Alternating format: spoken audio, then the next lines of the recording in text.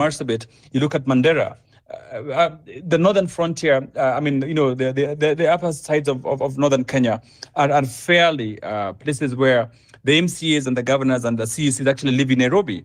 So they get mileage claims, they get everything else. So we are dealing with not just an Isiolo problem, but you're dealing with, and I'm happy that you study these accounts, you're dealing with a Kenyan problem, which you need to sort out both from the national level and at the county level. So I am happy, and I'm sure that the deputy governor knows that Isiolo is the governor has come to the Senate a couple of times, and I think he has been called all manner of names. But look, I think he knows that he can also buy himself out of the Senate. That is the sad story, that you have an extractive Senate that cannot even hold the governor accountable. So they come there, pick, even if they impeached, like they've tried to impeach a couple of things. So Boni, we have a catastrophe, and the only way to deal with that is what Abdi says here is a political revolution in a way that puts up the systems and institutions together, a way that works for us. But Anthony, I saw your hand up.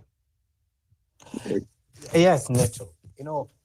One of the things that I feel, and I remember when I first coming on Spaces, I told people, for the first time, I feel Kenya is in a yes we can moment. Now, how we as a generation and how we as the people in these spaces who are able actually to shape this narrative, use this time will define Kenyan's politics and governance structure for the next couple of decades. Now, when the diaspora come in, and this is the first time where Kenyans in diaspora and Kenyans in Kenya are actually communicating about governance and leadership. Before this, it only used to be the political class who would fly to where you guys, people in the diaspora are, and they would have an engagement where promises would be made. Kenyans in diaspora would give ideas on the Kenya they want, and they would actually say, we believe in this party, we'll support this party. But this is the first time that diaspora is actually now talking to Kenyans. It has never happened before in the democracy of this country. This is the first time. Now, this is where, if I speak to diaspora today, this would be my message to them. You have seen how proper systems work. We haven't. Or most of us haven't. You have seen how a political party funded from the ground, from grassroots level, how that leader is accountable to the people.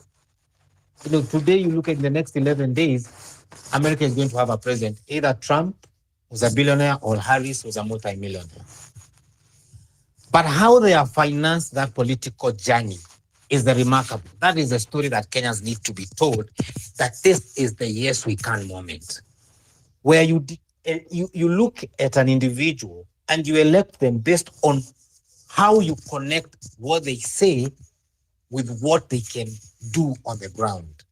And when people fund a political party and take a person to the highest office of the land, when that person understands that he's beholden to the people, then leadership changes.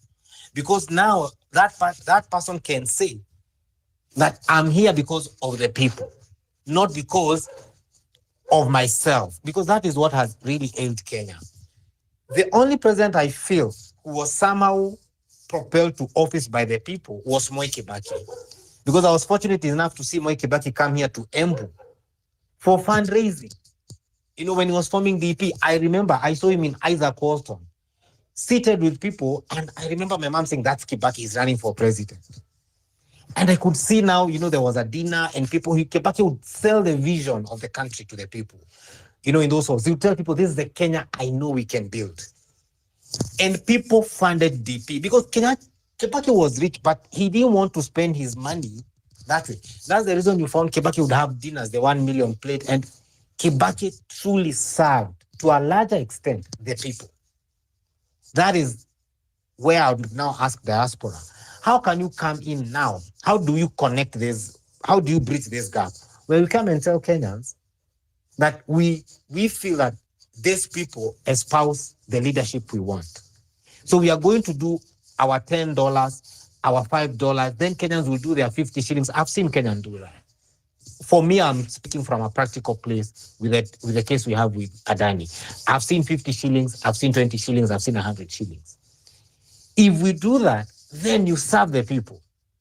You know, today on the space, people told me that, Tony, we are doing the groundwork for you, because in the last case where Kalonzo went, our courtroom was empty. And I told them, it's the high time that you show the Kenyan people that you're passionate about that JKIA. Okay? So when Kenyans start saying, Tony, we will show up for that case, that is what, when people own a process, they become part of it. When they become part of it, then you as a person who they have bestowed that great privilege of saying, you shall be our voice, you shall be our face, you shall espouse what we want. You will be in that courtroom because we can't all sit there. You will talk because we can't all talk. If we can get Kenya to that point, then we shall elect leaders who serve the people. We shall elect governors who go to hospital and ask the right questions, who go to the president and tell the president, boss, your shift is not working for my people. So you either revert to NHIF, and as you sort out your issues, I need the people who voted for me to be able to give birth in a decent way. You go to hospitals and you find 4 women, 3 women in one bed, and they're all from giving birth. How logical is that? It doesn't make sense to me. Go to hospital and you find young men who've had accidents with border borders. The guy has a metal plate in his legs with screws and everything. One is sleeping one side, the other one is sleeping one side. Your legs, God forbid, touch each other. Is that what leaders we want? Those are not the leaders we want. But for the first time in this country, and I'll repeat this as I land, we are in a yes we can moment. If we shape this narrative properly, we shall have changed Kenya from the grip of a few demigods, a few oligarchs who have so much money. Now we shall give Kenya back to the people. The day we have the likes of an average Kenyan, an average guy who knows this is how proper structures work, you don't need to be told so and so is corrupt. You can see it. I wonder how EACC does it. I see it every day. You cannot convince me that an MCA who was elected when walking, in 3 years, he has bought a 4x4, a luxury sedan, he has built a house from 130,000 shillings. He must be the best economist in this planet. So those are the things I want. I wish that the diaspora can come on space and tell us, if you guys make bumper stickers and sell those stickers for 50 shillings, if you believe in our cause, put that bumper sticker on your car. That 50 shillings goes to the movement. If you guys believe in this movement, make a wristband. Every Kenyan who buys that wristband, that 30 shillings or 20 shillings goes to the movement. It's easier to sell 1 million wristbands worth 20 shillings than to sell one shirt for 2,000 shillings. If we can channel a movement that my grandmother in the village, God rest her soul in peace, but my old aunties can wear a wristband that says, and they feel that this wristband represents the new Kenya. When that border guy says, this wristband represents the new Kenya, I paid for the new Kenya. Now this country will begin to change, because leaders will start to see that Kenyans are beginning to own the leaders they want. It's now that we shall have flipped the card. It's no longer the leaders owning us when they give us money in these stadiums. It is now us owning them. That leader will go to office, and when he wants to be arrogant, you told him, you see this wristband? I put you in that office. Now that's when we shall start serving people, Neto. Thank you very much, Tony, for giving us ideas in terms of how to make leaders accountable. I mean, we can only hold leaders accountable if at all we make sure we are participating in the processes of putting them there, so that, they do not pay us in advance and then go and steal all they want. I just want to highlight a few comments. I say justice for all, your hand is up, but before I give you a chance, I just want to point you to one of the comments that has been made by Brian, now that I know you're in diaspora and you're supporting another political party. He says, those in diaspora should stop supporting the rogue politicians when they come abroad. So those of you in diaspora, you justice. Don't support the oppressive ones. Just support the ones who are well-meaning and moving the Kenya forward. I also read a comment from Bina who says, when something is working, you don't need to say anything about it. You don't need any PR. If it's working, we'll all see that it's working. And I agree absolutely. The international community is quiet. Someone has made that comment. Yes, it's true. The international community is quiet because, one, Kenya is a very important geopolity. And, the last regime, and the reason why the US was fairly interested is because the last regime, Uhuru's regime, was pro-China. So took the US out of the Kenyan space for quite some time. The US tried to get a foothold by supporting the current president. But you've seen in the first few years of this particular regime, we for the first time, Kenya was having, Kenya behaved like a crazy person on the diplomatic arena, where, in one evening we're looking east, the next moment with the US, and so it's fairly very confusing, even for those in the international community and the diplomatic community, because most of them are interested in Kenya's geopolitics, but the behavior of those in government is one that you cannot even understand properly in terms of, how they're going. So they're being cautious in terms of how they engage. But we hope it's not just a matter of time.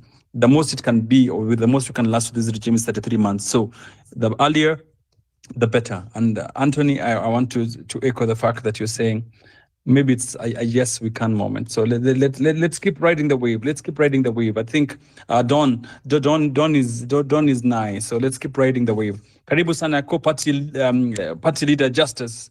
Karibu. Tumekungoja sana na sasa ongea kama mkuu wa chama. Karibu Justice.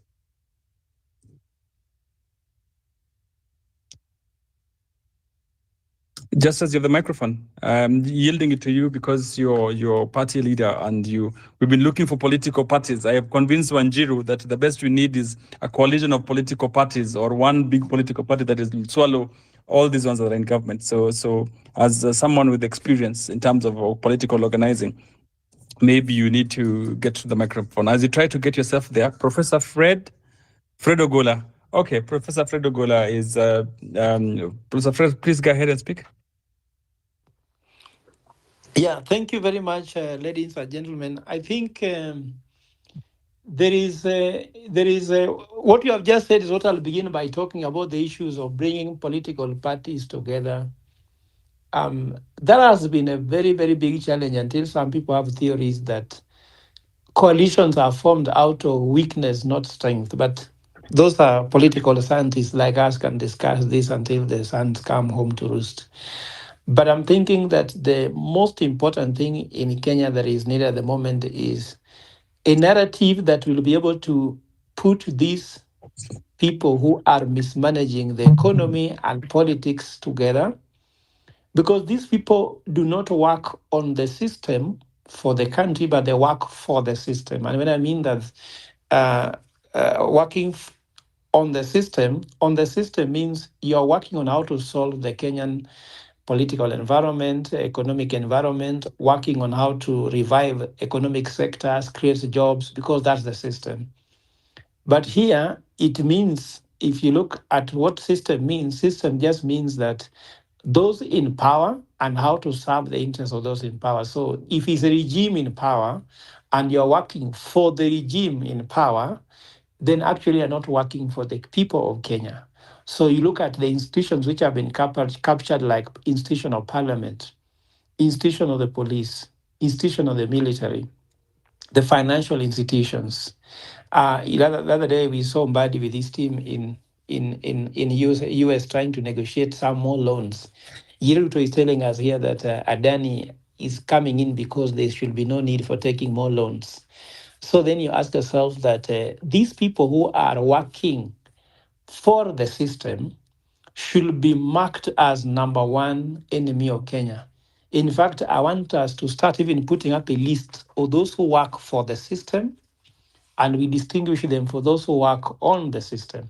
Like you see, the fight against the liberation of Kenya, there are people who are working on the system. How can you change this system, which is meant to bring no accountability, a lot of corruption, no service delivery, is just a system which has been made to really steal and rip off the citizens and the country.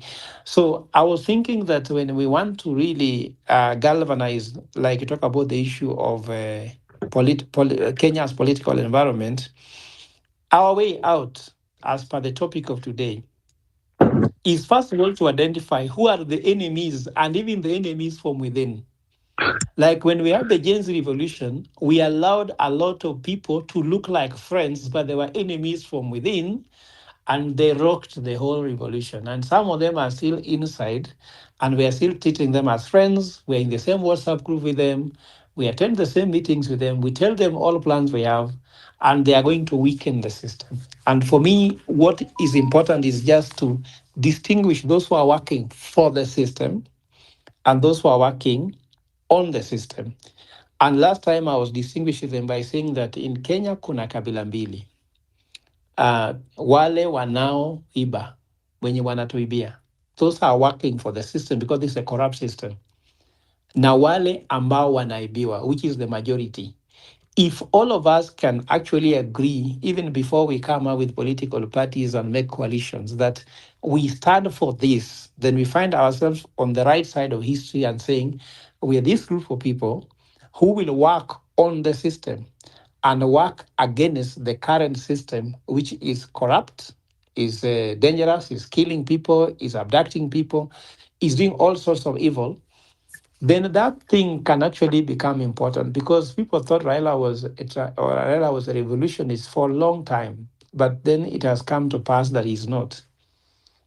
People like Kalonzo, when I meet them, not meet them in meetings, but I meet them in forums where you hear them saying they are the president in waiting.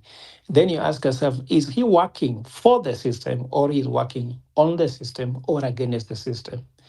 If you meet people like, I don't want to mention names, but I want people just to take their own position. Just use this analysis and write a list of the top 20 leaders you know and classify them whether they are working for the system or they're working on the system or they're working against the system. Then you'll realize that we, first of all, are very, very far from even forming up a political formation that can actually transform this country because many people are sold out. And I want to spend this time maybe just to disclose something that we went to this struggle with a lot of sacrifices we made because whenever you take a mic and the screen and say Ruto is a thief, Ruto must go, immediately you lose your job, which I've lost. I've stayed out of work for 2 years, volunteering, trying to use the resources I try to make, which the little I have to move on. And then these people realize you're economically in trouble, then they start inviting you and offering you positions like, you guys know that in a few months, days from now, after they have structured the parliament and Rigathi Gachagua has gone home, there'll be appointment of PSS. They ask you, there are 15 PSS. Can you go and have a handshake with son? So then you become, I don't know what. So they, first of all, crumble you economically. Then they try to ask you for positions to take so that they can remove the people who are opposing them. So they are using strategies. One, economic sabotage. If you don't give in, they now come in to now start arresting, abducting, beating, and sometimes even to kill. So they have a system that we must stand against and work on that system to turn it around. If we don't identify how we are going to do that, we are going to lose more. So for me, I think that we need now more leadership more than activists. And I've decided to stop being an activist and being a leader, identify a problem, take leadership and solve it. And I'm thinking that a lot of activism, some of them are activists who actually work for the government and they pretend they're activists. And that's when people who work for the system. And when they're working for the system with their activism, you might be following them and you become their followers, but you discover that actually now you are the one actually been helping the system to stay in power. And I'm thinking that maybe Hillary, as the leader of this group, we need even to have a very clear diagnostic on how we can be able to get the people who are working on the system and against the system that can be able to destabilize the system because the system is very strong. Remember, it was there before we were born.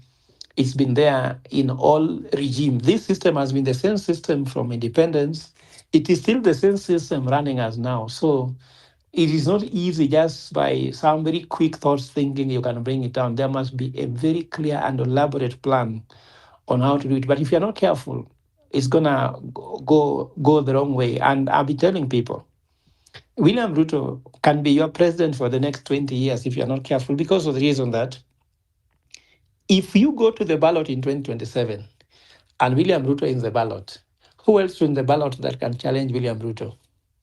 Well, just as Juma is a party leader, does he have a machinery that can be able to destabilize Ruto? Can he has an alternative government that can be able to bring in board? I've had Okiom Data wants to stand. Maybe Fred Ogola also wants it. But none of us has set up a system that can actually be an alternative government. So as far as I'm concerned, if we don't start looking for leadership and start looking for leaders, not even leaders, first of all, but leadership, because leaders are about positions, but leadership is about solving a problem, about coming up with a solution. If we don't try to build leadership, we will still just be realizing that in as much as Ruto looks very bad, he is so good compared to any other person who looks like alternative. So that was my remarks. Thank you very much. And I look forward to hearing other views, especially around how we can actually solve this political dilemma. Thank you. Thank you very much, Professor Ogola. The only thing I take from you, which is what I like, is your Damascus moment, moving away from activism to being a politician. This is a political problem. And we've agreed before you came to this call that where we are is a political problem that can only be sorted out politically. So that we've agreed. And the second thing we agreed before you got into the call was that leadership is a team effort. Everyone else has their role. So not everyone else can lead, but the team can lead. So once we put ourselves in places where we can build teams, then we'll be on the right track. But the third and the most important thing before I give it to Fabish is to tell everyone on the call is that Article 38 of the Kenyan Constitution allows us to organize politically. So there's nothing criminal about discussing how to take over political power. That's constitutional. So to the extent that we are planning and organizing ourselves to take over political power in a legitimate manner as by the Constitution provided, that is correct and that is allowed. So we can organize however we want in a way that then moves Kenya forward. And I hear your analysis of those on for which we must face these people in the next election. Professor, it tugs my heart to imagine that the people in power is what you think we could imagine would be the best for this country. I mean, Kenya has a diverse human resource, women and men who can do justice to this country. These people are engaged in potiapata. We said before in this call that, governments, I think it was Anthony who said that, governments before, Moi at least brought for us school milk. We knew there would be school milk. Uhuru brought a free healthcare. Kibaki brought free primary education. What have these ones brought? Apart from Madani, Shift, Shah, and everything else that is just crazy. Justice for all, you want to say something? Then Fabish, in that order. No, Nataka, let's simplify this. And thanks, Senator. Of course, Dr. Milton and the other guys that have spoken. The question is, tunatuma pesa wapi? Na, no, please, don't guide me. Tunatuma pesa wapi?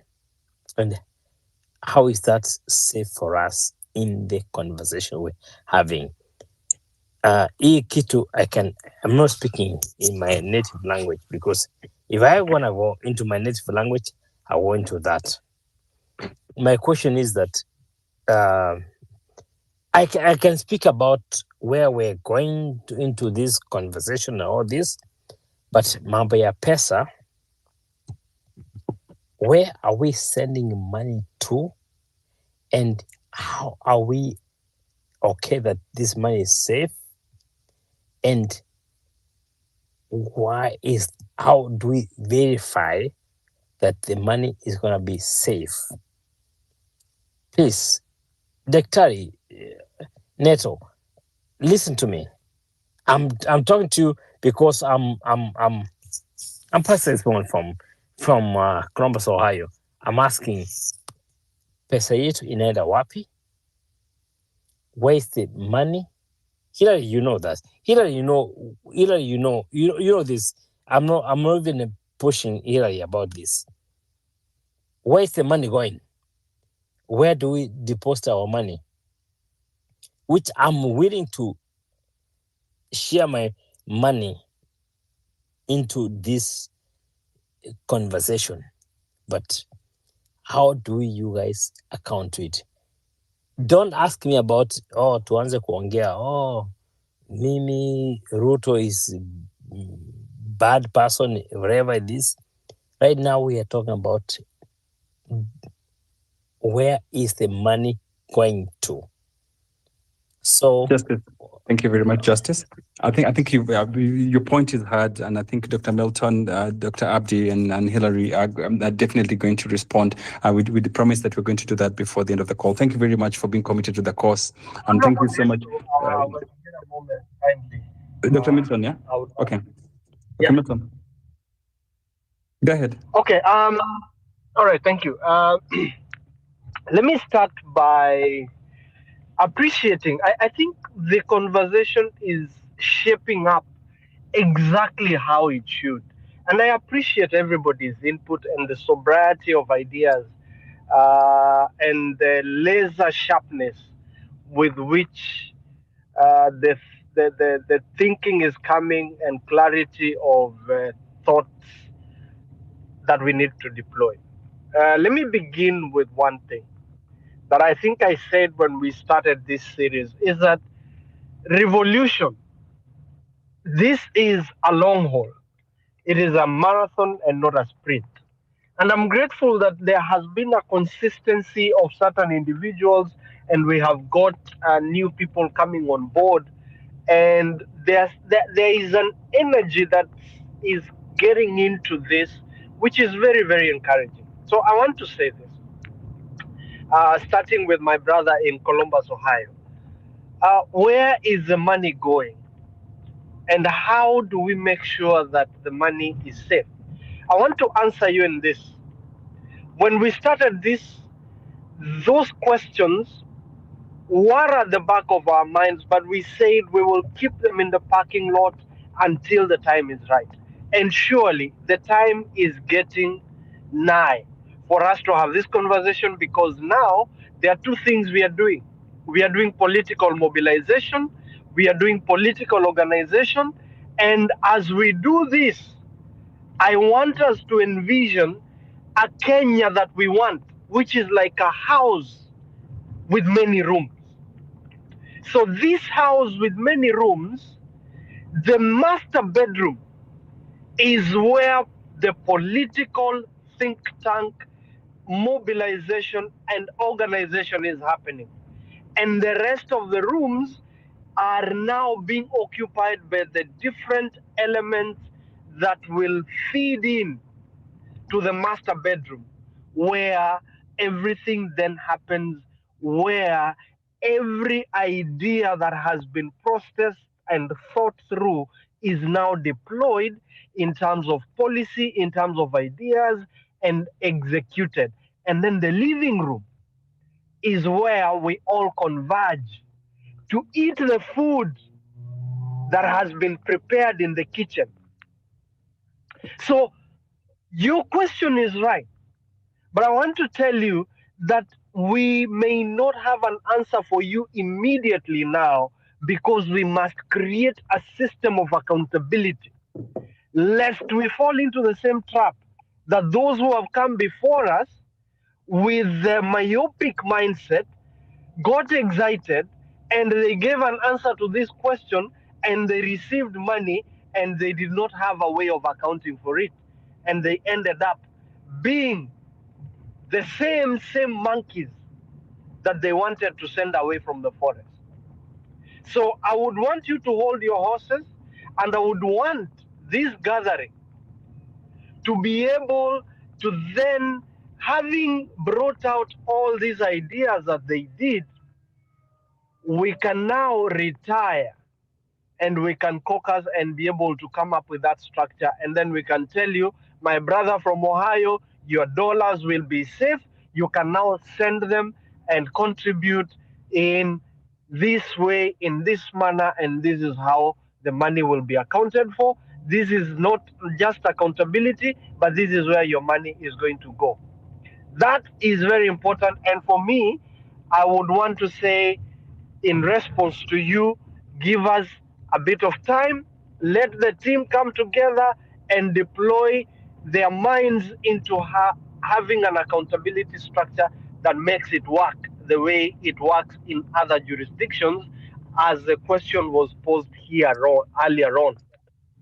And the other point I want to say is that as we mobilize, I now want to go back again to the same point I said, that in terms of putting the word out there, can we all, Nerima with all the work they are doing, Justice with all the work that you're doing, and everybody, Wanjiru, the lived experiences that we all have, Honorable Neto, the political mobilization, Tony at the grassroots, we want to now feed and tap into those chamas for the young people.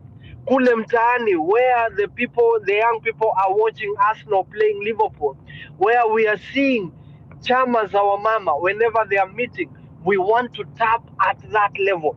We want to identify those religious spaces where our people were deceived to believe that this was a government of God, that these dealers were leaders. That is where we want to get into. And I would want us now to start, and I'm not putting the cart before the horse, but we have been descriptive enough. I would suggest that now we become prescriptive in terms of what we want and how we want to get this movement to move into action. The prescription is what I am keenly interested in. And I want to say that we can now reach out. Please DM. Let us get into those DMs. Let us get into those WhatsApp or Signal calls. Nerima and others who are tapped. Do we have alternative spaces where we can mobilize ourselves and reach each other? Yes, we do. We're done with that. I'm done with. I'm finished. I'm landing with my point. So that is the next level where we need to get into, so that we are not waiting for 7 days to come here and start talking again, but we are graduating this conversation from the X spaces, which is so general and public in terms of ideas coming out, into continual engagement outside of these spaces, so that by the time we are also coming here, we are not just describing what we have done, but we are also reporting and saying, these are the tangible steps we have taken from the last time we gathered here on these spaces. And finally, as I conclude this, but again, let's have here. I want to appreciate, Prof. I want to appreciate Dr. Listen, let's have. I was concluding. I want to appreciate, and let us also, Prof. Ogola, I follow you and everything that you're doing. Let us now get into this caucus and start injecting those specific deliverables, so that we can be able to take this movement forward. We can be able to identify those areas where the people are paying the ultimate price in terms of the job losses and all.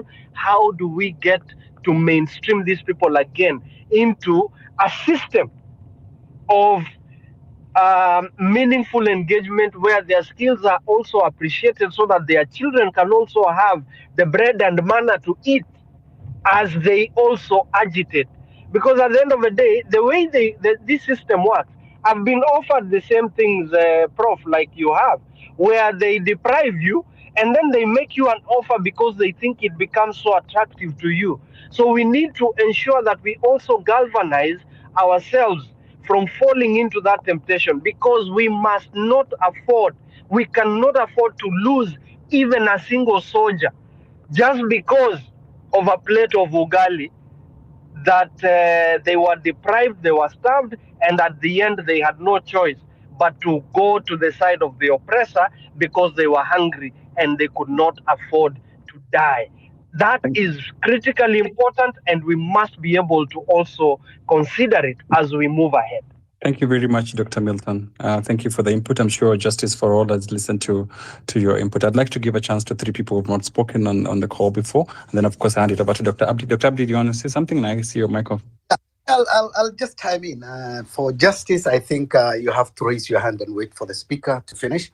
And maybe I will also chime in on Professor Ogola. I think we must acknowledge that Kenya political problems are deeply rooted with systemic issues that has evolved over decades, encompassing governance failures, entrenched political dynasties, ethnic polarization, the repetitive cycle of electoral promises followed by unmet expectations has actually eroded the public trust and has created a crisis of legitimacy across the national institutions. I think beyond the visible power struggle, there is a clear need for transformative leadership that prioritizes public interest over individual party gains. I think the Kenyan current predicaments call for leaders who can navigate these complicities by promoting policies that truly reflect on the people rather than divide. This is where inclusivity, integrity, accountability that must take the center stage in our governance. I think these are not just buzzwords, they are essential principles to address the disconnect between the leaders and the people. By weakening the checks and balances within our government, that has enabled impunity and fostered corruption at unprecedented levels, courts, parliaments, oversight bodies have not maintained the autonomy needed to hold the powerful to accountable, I think. We need reforms that strengthen these institutions to ensure they have a reliable appeal of democracy rather than the extension of the political patronage. I think Kenya has to move forward with multi-pronged approach through a reformed electoral process, minimize the ethnic politics, investing in civic education, promote an informed electorate, and anti-corruption measures within clear consequence. I think true progress should require a shift from short-term play to a long-term strategy that genuinely addresses the socio-economic challenges facing our nation. So I think the political solution lies in building a cohesive vision for the future that transcends the tribal lines we always go, and I think through a shared responsibility and redefined sense of accountability, we can steer the country back to a democratic stability and prosperity. Thank you. That was my addition. Thank you very much, Dr. Abdi. So I'd like to give a set of new speakers a chance to speak so that at least we hear their voices. Albert, you'll go first, then Fabish, and then Redemptor, and then we can hear the next set of speakers. So Albert, please go ahead. Thanks a lot, gentlemen and ladies. Thanks. And of course, thrilled to speak after the great submission, of course, from Dr. Milton. I will also want to voice out, actually, for me, in the whole time of the movement or where we are as a nation, of importance is how the transition actually goes to the ground and how the population or the populace that we are trying to lead into this revolution actually grasps or actually brings to terms the information or the output that we expect from them. I'm saying so because I see this as it might soon turn to be an elitist thing, where, of course, the few elite or the middle class in the society can't see the problems, are voicing the problem on the platforms that we share. The diaspora is also equally doing a very good job into this, into trying to enlighten, provide resources like Justice for All was also trying to ask or say. And we've seen before that resources will come from different avenues, be it other social justice movements or even other fundings or foundations that actually fund such movements within different countries. In indeed, Kenya won't be in isolation. And I agree that as Kenyans, definitely we will have enough funds, or Kenyans are ready to actually fund a certain cause for a noble and sober political movement that can be able to challenge the president or actually the civic space in the country.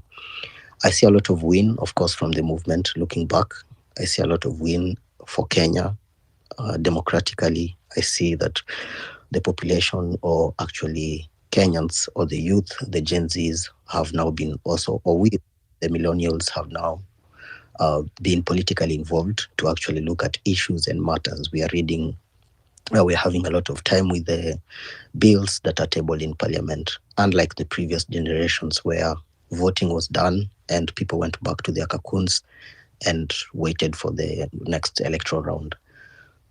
For the way forward, I want also to just support this, that a transition into taking the movement or the civic education back to the population on the ground, letting people know how their decisions actually relates to their day-to-day living, or to their the choices they make at the ballot, how actually it translates to their way of living today, I think will be the best and the most important thing. I see in most advanced economies definitely that it becomes a civic duty on the grassroots, that every citizen understands and knows why they are aligned behind a certain political party or behind a certain ideology. Otherwise, we are facing a highly or a richer political class who then, within a short time, when the electoral process starts, they are able to buy off all these voices or people who actually look a bit unled. They don't know what's happening. They are bought off through the churches. They are bought off through monies being splashed around. And it's a very big mountain to cross when you're coming from a movement, of course, because of issues of funding, other issues. I'll support. I'll support such a cause where we have different skills now within the youth. We are really skilled. A lot of youth are skilled. In my doctorate program, where I've developed a few of. Of course, I work with my data from Kenya. It's on microeconomics level, definitely. So we're looking at different households, and we've also developed a few educational materials that we can actually translate. And we are looking at, we carried a whole RCT on the population, and we wanted to see is the population actually learning enough from these materials that we developed. They are quite extensive. It's mathematical things, but they tend to grasp these issues. In my opinion, the earlier we start with such things, the better. Then we have a more educated population from the grassroots.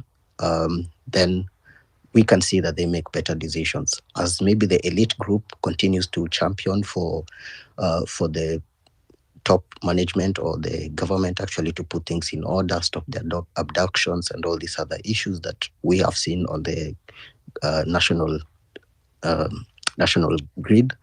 I think that we need actually also a team that really looks downwards on the population, because this is the majority that actually votes the president back into power, and we might be caught in a very tough place if we can actually not be able to transition this movement then to the population, and the population will not actually buy in and support such a movement. Then we'll have the same problems again that we've been facing in the last days. Asante sana. I return your mic. Thank you very much, Albert, for the thoughts and how the practical steps in terms of how we want to move forward. We've taken notes and we are grateful. Fabish, you have the microphone. Asante sana Neto, Hilary, wale watu wote ambao tumeshiriki hapa. Nimekuwa hapa na nimependa mazungumzo haya. Na kwa wale ambao mnanifuatizia, for the past 3 days I've been holding a space, and actually nearly similar to this, and we have been talking and trying to find solution. And you know, in order to achieve whatever we are intending to achieve, because we need political solution, we need economical solution, we need also to have our constitutional solution in our country. So we must have collective voices. So we have been working on that. Sisi wengine manake ndio tuweze kuelewana, we must accommodate different voices and line of thoughts. Like on my part, nasikia mnapanga political movement, how we are going to participate in 2027 election. Then what we have been discussing and with other Kenyans kwa hii wiki imepita, we have different opinion. Kwanza, we are faced with a lot of serious issues currently as we are talking that need to have immediate solution. One of them, it is the rampant abduction of Kenyans to suppress the voices. And we have go at length to know why are people abducted by this regime. When confronted with questions, the security organs, they have always distanced themselves. The NPS, we are not responsible for the abduction. We went to the DCI, DCI said, no, we don't know even what is happening. So we said, very good. It is good that we know that these are criminal gangs operating. So now, what are the solutions of a criminal gang that the security organs are failed to address? So now it is left for Kenyans to deal with the gangs in a manner that they can. Kwa hivyo tumesema kwamba we are going to form a security of our own. We are not forming a security to harass the citizens, but we are forming a security to protect ourselves against the gang, not against the constitutional institutions kama vile police. So if there is arrest and the police akakuja na akaji-identify kwamba Fabish have come to arrest you because of 1, 2, 3, then I surrender and I call either my lawyer or I inform my family. But tumesema, if a Subaru comes unidentified with people who unmask their faces, vehicles that does not have registration number, now watu wamekosa kuji-identify, then we will treat them as gangs. We treat them as criminals. How do we deal with criminals? First, you have to create a commotion. You cannot be taken by criminals. When we create a commotions, we deal with them in a criminal manner before we can suppress them if we can and hand over to the police, or we can do anything that we do to criminals. Vile za zingine tunafanya wala ambao wanatuibia simu, wala ambao wanatupakura vibeti. These are criminals because the DCI, the NPS have distanced themselves. Those one need political immediate solutions because hatuwezi kukaa kila wakati we keep pushing hashtag. Yesterday it was Boniface Mwangi na one of our comrade and Ras G and Aoko. Until now, after we don't know their whereabouts. You know, the other day it was Gaido. So we cannot continue always pushing the hashtag. Now, wale ambao watu wanajulikana kama kina Gaido, akina Boniface Mwangi, they will get luck. Watajulikana haraka and lawyers will rush. But we have young generals ambao they are always on the field. Kukiwa na maandamano, wanatokezea. Nobody knows them. They don't have the numbers on the spaces. So that is why most of them, they become victims na wanaenda wanauawa. So tumesema kitu ya kwanza, we need to protect ourselves. I agree. I know here kuna a lot of lawyers. I don't think there is any law that bars anyone from protecting yourself against someone who want to harm you. Now, then another thing that we have talked and agreed is that William Ruto is a tyrant, and we don't believe that a tyrant can be removed in a constitutional contest. A tyrant can only be removed by revolting and through revolution. But how are we intending to achieve that? Ndio sababu tumekuja na kitu naitwa 11-11 that is starting this 11th of November. What is 11-11? Kwanza, we are making sure that all our members, they recruit 11 people. And in that 11 people, we want to have collective voices and table just only 11 agendas of the revolution, that it is collected of all the Kenyan voices. These 11 agendas, these 11 points, ndio tutaanza from 1 tukifika 11 tunahakikisha kwamba we are done with the revolution na tuondoe Ruto. Because until now, we know that Ruto is playing a lot of games. Tulikuja tukasema we want to do civic education. Ruto akaenda akapanga script, akasema okay, you want to do civic education, this is what I will do. Kila wakati I'll be giving you a bill. Mnaenda mnafanya civic education, before you are done with that one, he has thrown another one. Even the one that is useless, that himself, he doesn't have interest. Kama hii ilikuwa inaitwa term extension, he knew very well that that is a bill that cannot hold water, but he just throw it to keep us busy. You know, so we cannot fall in his trap.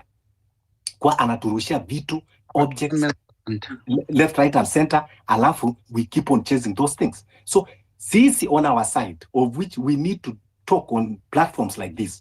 We have a platform ambao pia watu naongea, but we respect all the voices. Tunakuja kwa this huge platform, then we discuss. But sisi, we have a view, not unless we are convinced otherwise, that William Ruto, by looks, by action, is a tyrant that cannot be removed in a constitutional contest. It needs revolution. We have political problems in this country that have never been solved. Saizi tunaongea, there are political parties ambao wana parade like the opposition, and yet wanatuchukulia pesa zetu. Kuna pesa ambao inapatiwa political parties. They have never come at least to show solidarity na kusema we are not ready to be part of that looting. Why should political parties, which is a private affairs, be funded by the taxpayers, and yet we have people dying because of lack of dialysis? We have students that cannot continue with education, and yet political parties are only there to receive money, and money that can never be accounted for. So we think that first we need to reset this country. When we started the movement in June, tulisema we want to drain the swamp.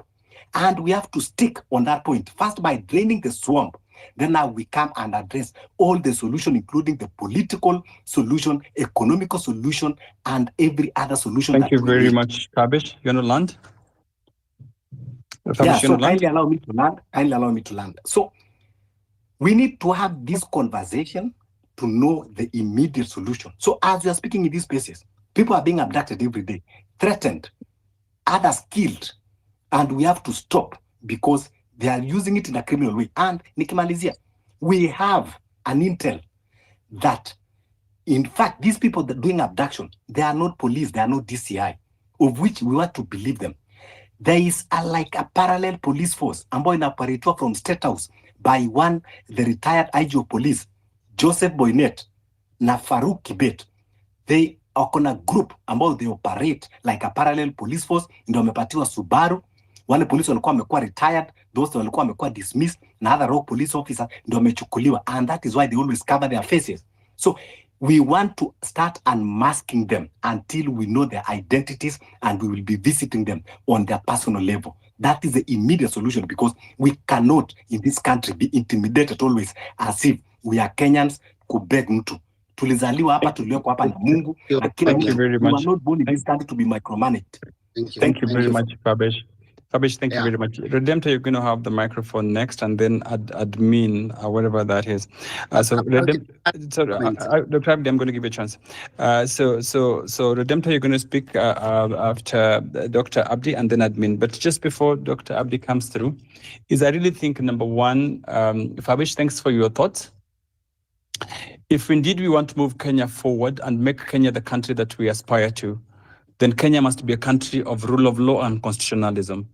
And for us who are in this particular forum and space, I really think, and I've advocated before, I've said before a few hours ago that, non-violence is a potent tool to use against the oppressor. So I really think that it's always good it's good to be emotional, it's good to be charged, but also think that it's good to be know that, when you start moving towards the path of anarchy, that's how states that's how failed states work. We must always make sure that we call these fellows out and move Kenya towards constitutionalism. That is the first thing. But the second thing, I said before, these people are human beings. They are flesh and blood. They fear, they quiver. No political person that I know in the world, and I've studied a bit of history, both Europe, the Americas, and Africa. All people in political power are afraid. If we are organized, if we properly organize ourselves, these people will crumble. So you don't have to worry about anyone. No one is invisible. And the moment you think they're invisible, you give them a holier than thou or or a God kind of scenario, these people quiver. And that's how come June 25th happened. Where were they? They had all instruments of power. June 25th happened. That means that with a bit more organization, we can send them home in good time and in due time. Don't be worried about these people. By the way, if you see, this place has 5, 6, 7, 8 doctors, not just elitists, no, not elites, but people who have studied some various disciplines, economics, law, medicine. You look at who is around them. You can't compare. In fact, just this small space with about 200, 300, 400 people of us is much better to be deployed as government. But Abdi, let me not talk badly. Please go ahead. But William Ruto also is a doctor. Sorry to interrupt. Yeah, thank you. Fabrice, I think you have to give the speaker when he's talking. And thank you for your input, Honorable Neto. And I really want to emphasize that in these spaces, we stand firmly against any form of violence. We believe in meaningful change in Kenya can be achieved through peaceful, constructive engagement, dialogue, and steadfast commitment to the rule of law.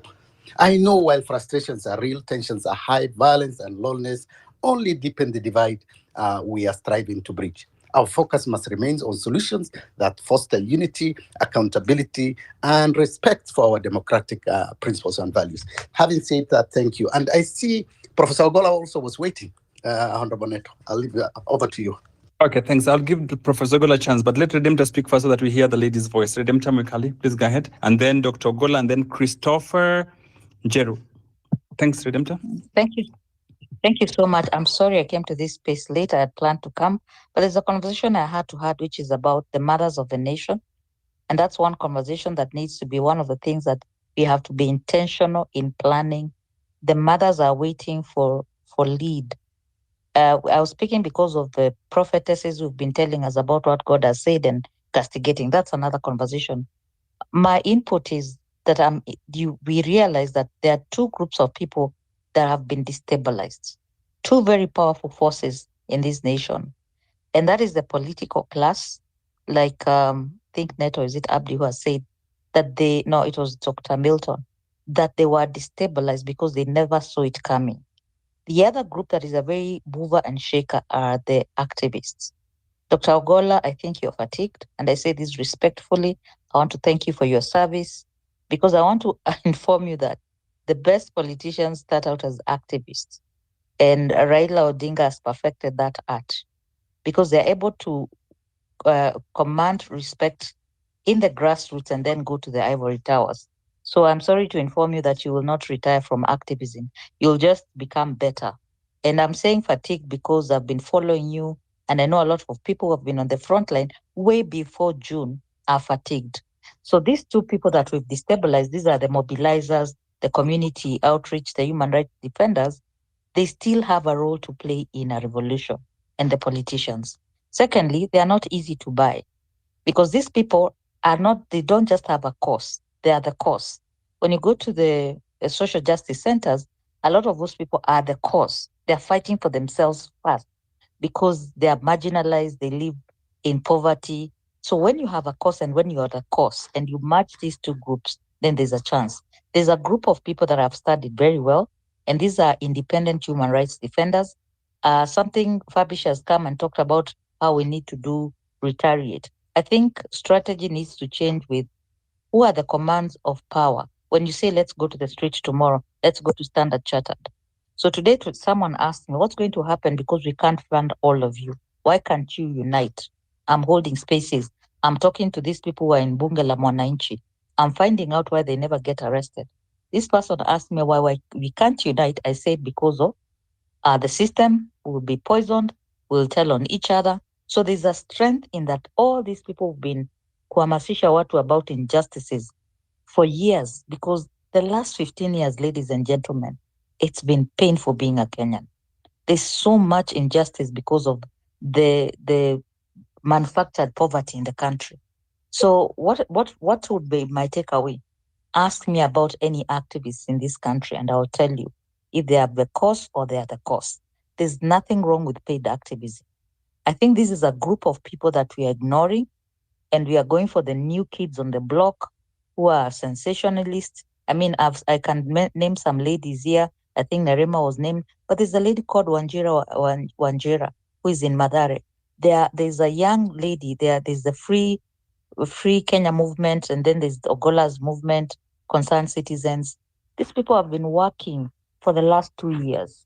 Then we have the Bunge la Mwananchis. Of course, they're infiltrated by the system, but there's a critical mass of people that we might be overlooking in looking at how we'll change Kenya. I'm dismayed when I see the conversations going back to we have no option. Professor Ogola, I've heard you say it, and I'm a bit discouraged when you say we do not have a system yet. Systems are created, and they are created out of need. Of course, the big wigs are boasting that Kalonzo Musyoka has Wiper. It has been in existence for the last, I don't know how many years. ODM is, but the people's need for liberation can overcome this very gaping gap of where do we get the systems. So mine, I need to make a presentation where I don't have 3 minutes about what I know about fighting for your country that can be used. And I'm not ashamed about talking about it publicly because I think it is Neto who said there's no crime in mobilizing. They are mobilizing right now by merging parties, by giving positions, and a lot of the poverty that befalls human rights defenders, the independent ones, is a tool, but it can also be a weapon. Because once you identify them, I do victims advocacy and I never travel to Nyeri, but I can pick up a call and say, dude, we have a civic actor in Nyeri, and I get a number. These people are legit. This is a resource that should be used for this because they bought into this liberation, but nobody believed in them. The young people are saving grace to this country, but we already have some tools that we can use to take these guys home. And also, how do we empower women? Women are looking for a way to come to the streets that is safe. How can we do that? Because we need to bring the mothers of these youth. Once the young people feel like the mothers care, and that's a conversation I was having with some people who they're so energized by the young people that the old Bunge la Mwananchi people are now doing civic education in matatus. They are not afraid. They've never been afraid. These are the protected, like we say, elitists, we call them. They have a cause, but they are looking for the right time to strike. So I still think we are going to deliver this country. I'm not ashamed to say we're in a very, very bad place, and these people must set us free. We are in shackles, we're in bondage, we are suffering. And Professor, your hand has been up. I just want to encourage you because I know you've suffered for what you stand for.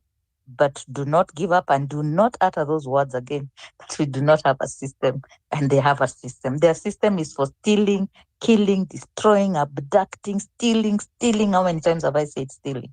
So, ladies and gentlemen, for everybody who has spent sleepless nights for the last 5 months, I just want to give you your flowers. Let's keep doing this. Asanteni. Thank you very much, Redemptor. I'm going to have Professor Gola speak, Ngetich, and then Christopher. Then I can walk backwards to Wanjiru as I hand it over towards the host, Hillary. But thanks you so much, Redemptor, for what you've said. And number one, what we're doing here is legal. I said it before. Article 38 of the Constitution of Kenya allows people to move together, conform together. It's our political rights. It's under the Constitution of Kenya. So there's nothing that we're doing that's illegal. That's one. That's why I want to echo what Dr. Abdi has said. We want to remain within the confines of the Constitution of Kenya so that, we each time as we make every step, we invoke Article 1 of the Constitution of Kenya, Article 37 on freedom of assembly, Article 38 our political rights, so that all along the way we can then question, because if at all we take power through legitimate means, then of course, how then do you move back your country back to constitutionalism and rule of law? We must always keep our eyes there. But Professor Gola, Ngetich, and then Christopher, then Wanjiru. Please, Professor Gola, go ahead. Yeah, first of all, let me thank you. I start with Milton. Let me thank you because the position you've said is my position, because we've done analysis and found that any government that took power through extra constitutional means will never leave power in a constitutional means. And if you do all case studies, look at Uganda. Museveni went to the bush, took power. Tell me how Museveni will lose power. No, he wants his son to take over from there, and there'll be nothing constitutional about how the son will take over. And that is his plan. You go to Rwanda, the same. Go to places where people have gone extra constitutional. I don't want to narrate much because I'm sure everyone here is too educated even to be told many stories. Just a perspective enough for them to gather. And we do not want to take power extra constitutionally. So we must always behave within the constitution, because we cannot accuse these people for violating the constitution and yet we want to violate the constitution to remove them. There is still constitutional means to remove them from power, and therefore we should not shy away from that. Then I go to Redemptor. Thank you very much for the encouragement, by the way. Let me just tell you, Let me just tell you, I've not given up. I'm just trying I'm to just be trying to be to be to be tactful, because tactful because I've been I've been I don't know why Professor, you're this now having echo. an echo now. You're having an No, no, echo no. now. Somebody who came in and opened his mic. That's the problem. Go ahead, Prof.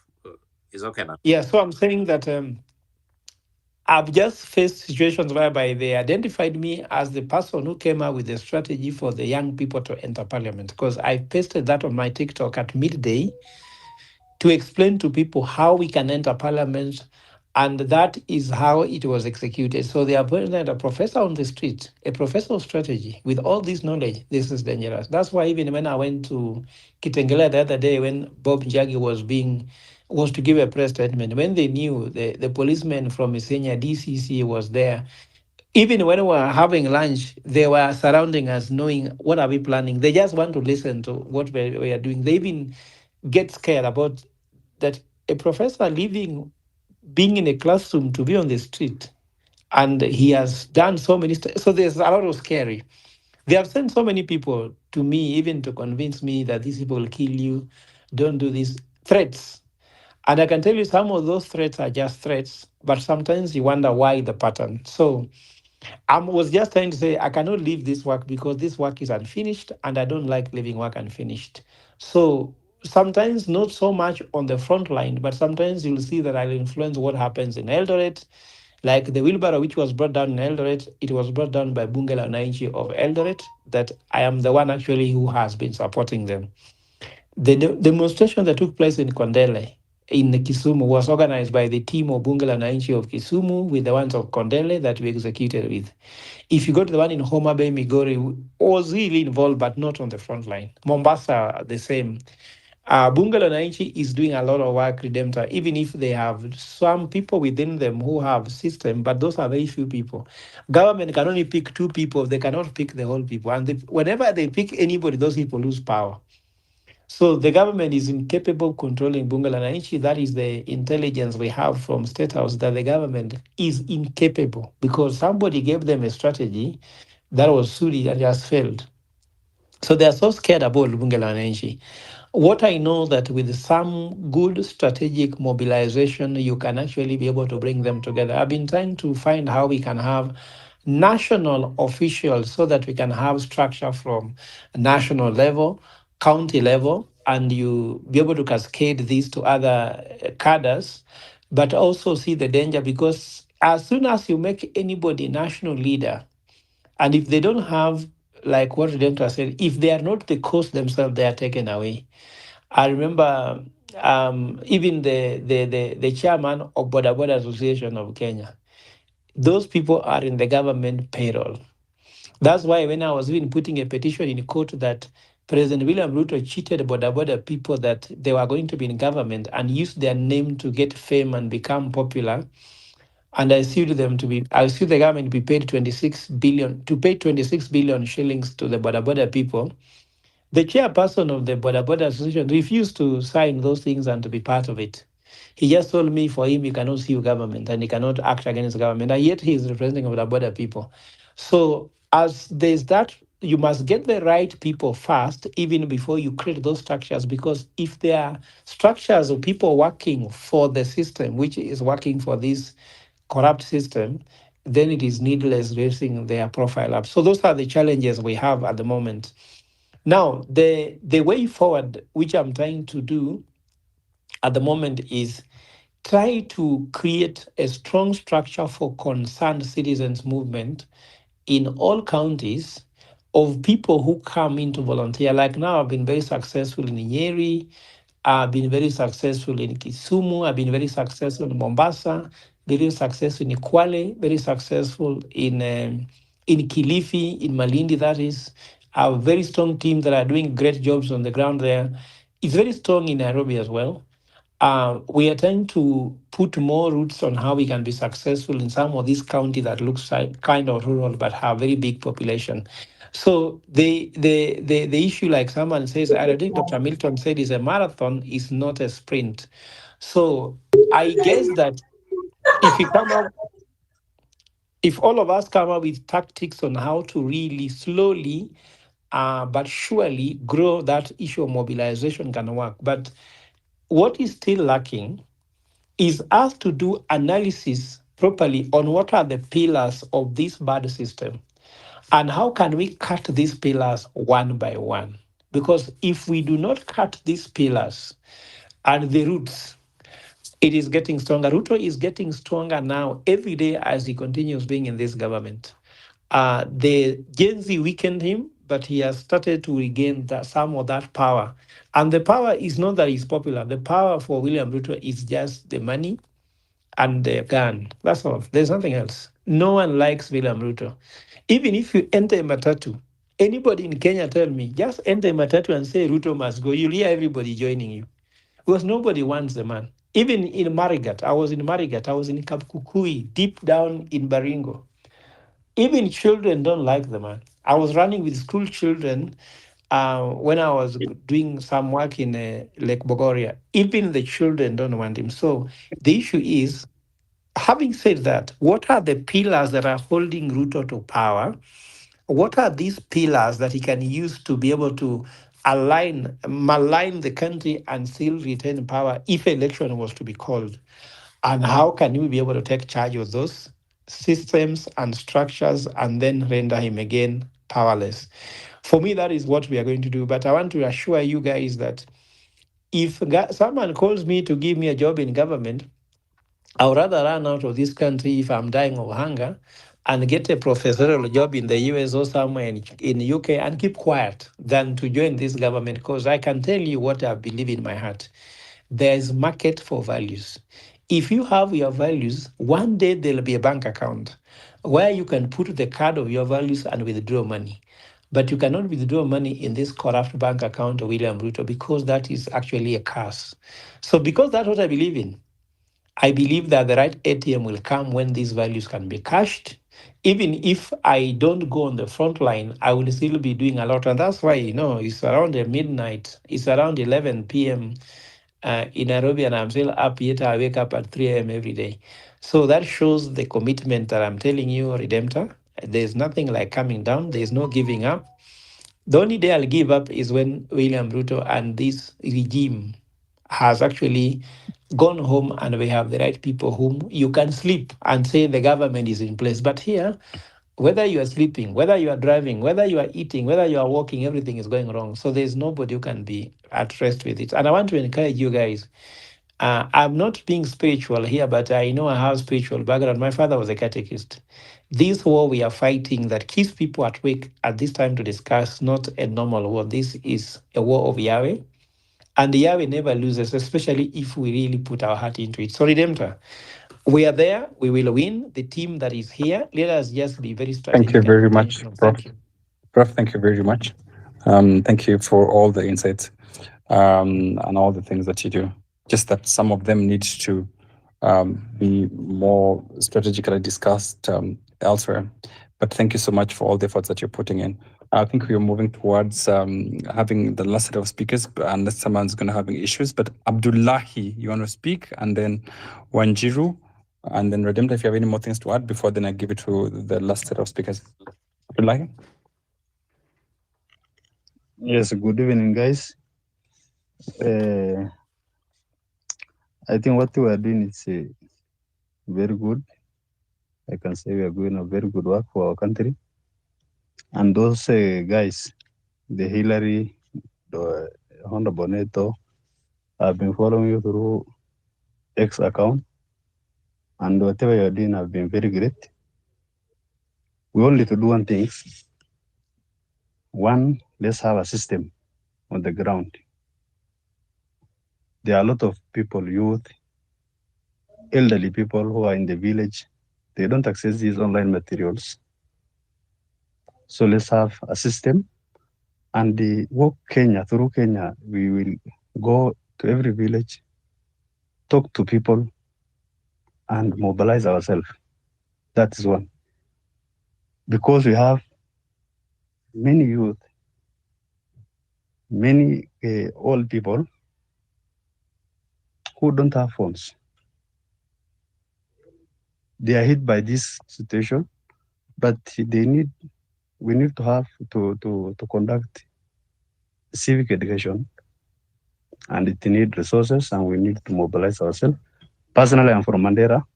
We are very ready from that side, northern Kenya, but let's have a very strong movement on the ground, not only through this space, but on the ground. We need to crisscross the countries, the county, many counties, and create basis for which we're going to fight for our country. It is not only the president. All the political leadership is against Wananchi. They are there to enrich themselves only. So we are doing a very good work. I think it should not stop. Thank you very much. Thank you very much, Abdullahi. Our greetings to the people in Mandera. And when boots are on the ground, of course, we will definitely start from Mandera because that's where the horn of Kenya, and we'll bring it down. So, Wanjiru, you want to have your last remarks? Thanks so much, Abdullahi. Hi, everybody. It's been a very, very rich conversations here. And I think everybody's going to take away a lot of insights from, every person who's spoken today has said something that, we're going to be focusing and thinking about. My take is, I think these abductions and femicide that's happening at the moment, it's really troubling me. And I'm just thinking about how we can take action. But again, I'm just reminded of what happened when the acting Inspector General of Police was summoned to court, and he defied court orders, and then the abducted 3 were dumped somewhere, and then he somehow decided to come to court. And the way that whole scenario played out, it just showed how the government is not, it's not bothered about the security of its own people. But we cannot just sit easy and just say, well, it's not happened to me, so I can't do anything. We need to see how we can. My idea is, can we petition Parliament as citizen and say, we don't feel that the government is taking the security of its own citizens seriously? Or can we petition the head of state? Can we sign petitions and send it to the head of state and say, this is happening, and we need action taken, and we need government to come out clear and tell us, what they're doing to safeguard the safety of its citizen. I don't think this is, it should be business as usual when, 3 women were just abducted in Italy and killed, so many, body dumped in mortuaries. The mortuaries in Nairobi are full. I don't think it's business as usual. They're so much concentrating on impeaching the deputy president, but I think the first person who should have been impeached should have been the cabinet secretary for interior for all what has been happening. But unfortunately, that same person now is being, has been seconded to be the deputy head president, and it just shows how the country is just heading to the wrong direction. So I don't know what we can do, what we can, what the lawyers in this space suggest we should do about this, because no one is safe until this issue is addressed. And the minute we start talking about it, maybe they might retreat and take this special unit away. I don't know how, but I think we need to put pressure on that area. In terms of the movement, I think there are things that we should be talking in other spaces, because if we put all our dots on this space, as you can tell, we don't know who is on the space and who's listening. And then, sometimes you find that the things we speak here, they go and strategize against them. So we are not afraid to speak. We are not afraid to speak and share our ideas. But I think there are some critical things that we need to find other spaces where we can, strategize and discuss. Thank you, everybody, for your discussion this evening. I'll drop on that note. Thank you. Thank you very much, Wanjiru. We appreciate the insights and agree with you. The issues of strategy, the issue of tactics that needs to be formulated elsewhere. Redemptor, you have any closing remarks? Yes, I just want to thank the hosts and co-hosts for this space. The purpose of this space is not to strategize, it's just to recharge and remind ourselves that we are on a mission to change the destiny of this country.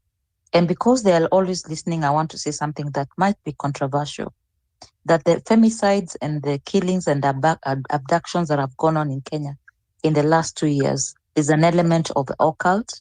And just to tell them that it looks like their offering has been rejected. We might not believe in these things, but they are doing them. And so where we are at as a country is like you've caught the thief red-handed and they're still insisting. And what I know about liberating this country, authentic voices, authentic faces, authentic strategists are going to just meet. I don't know how it will happen, but they will meet and they will plan. It's just by listening to people and we have discernment, you can be able to tell that is a gatekeeper for the system. So anybody who's listening to these spaces and thinking we are telling everything, the resolve is very strong and it will happen. I don't know how, but it will happen. Asanteni. Thank you very much, Redemptor. And Redemptor, just to give you courage, is that we are not tenants in this country.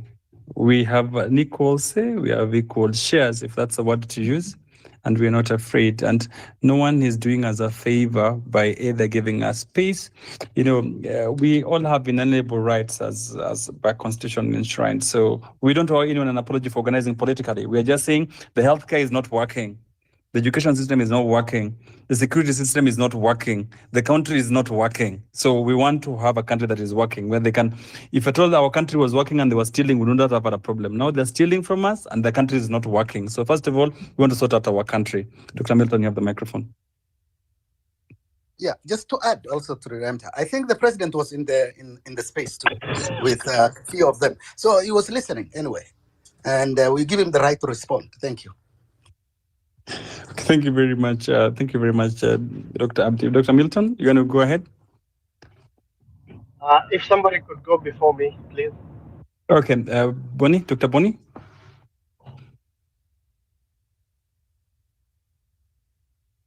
Dr. Bonnie, can you hear me? I'm moving that way because I'm looking at the hour and I'm going to be requesting the host to get the space in a few minutes. So if Bonnie would go. Yes, we can hear you, Dr. Bonnie.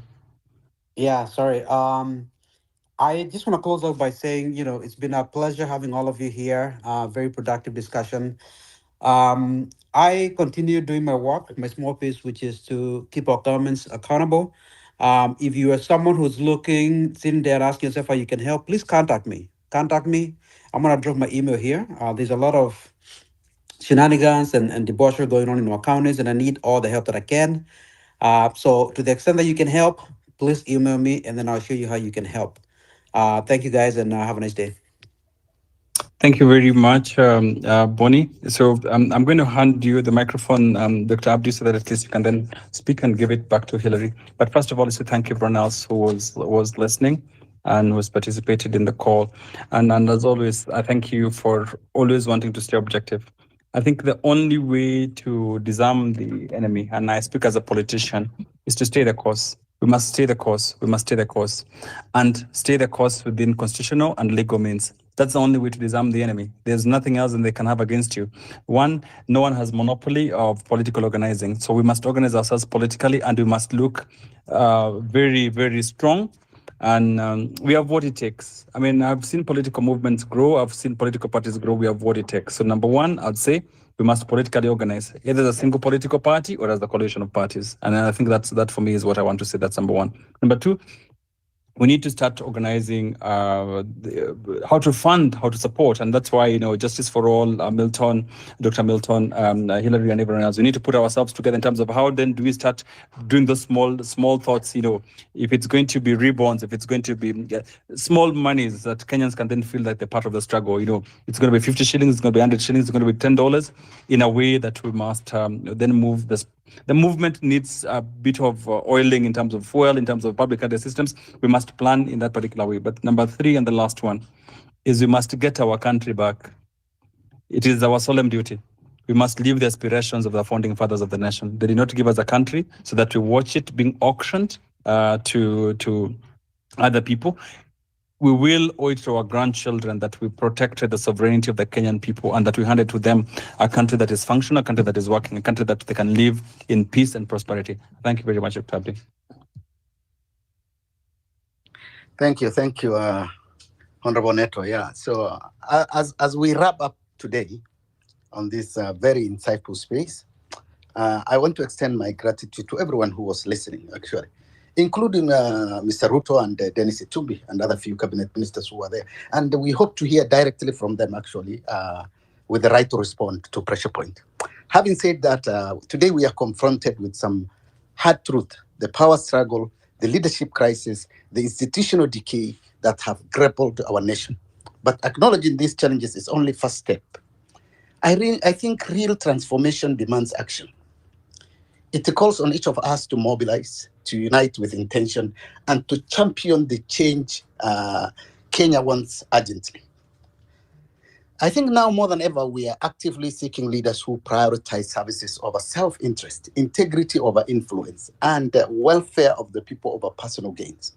I think these moments demand our collective voice, a unified stand calling for accountability, transparency, and a meaningful reform.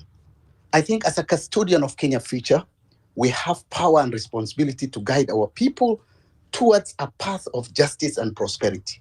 Let's remain steadfast in our pursuit, holding our leaders accountable, keeping alive the spirit of change. Together we can build a Kenya that truly reflects the hopes, the dreams, and aspirations of its people.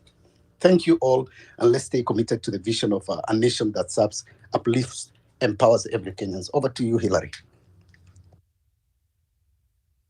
Thank you so much, Abdi. Thank you so much, Neto. Thank you so much, everyone, for joining.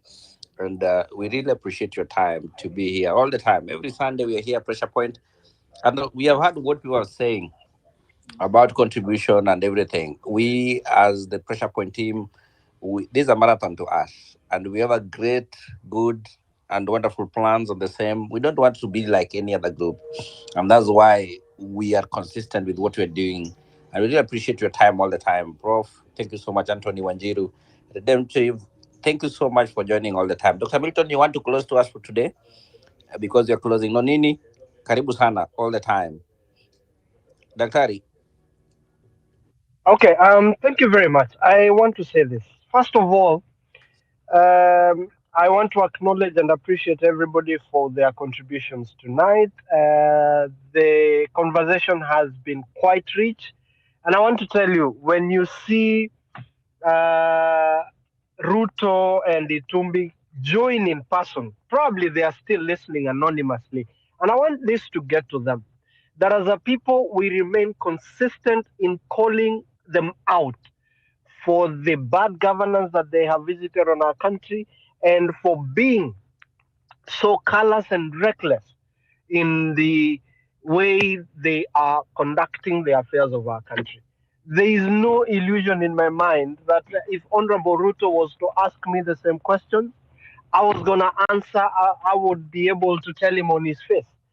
And I mean, because we are doing the right thing. Article 38 of the Constitution, and by and large, Chapter 4 of the Constitution is very, very clear in terms of the rights that we have, and our political rights to mobilize, to organize, are not limited by dint of Article 24 of the Constitution. Therefore, what we are doing, I want to encourage every one of us, let's keep doing it, let's keep talking about it.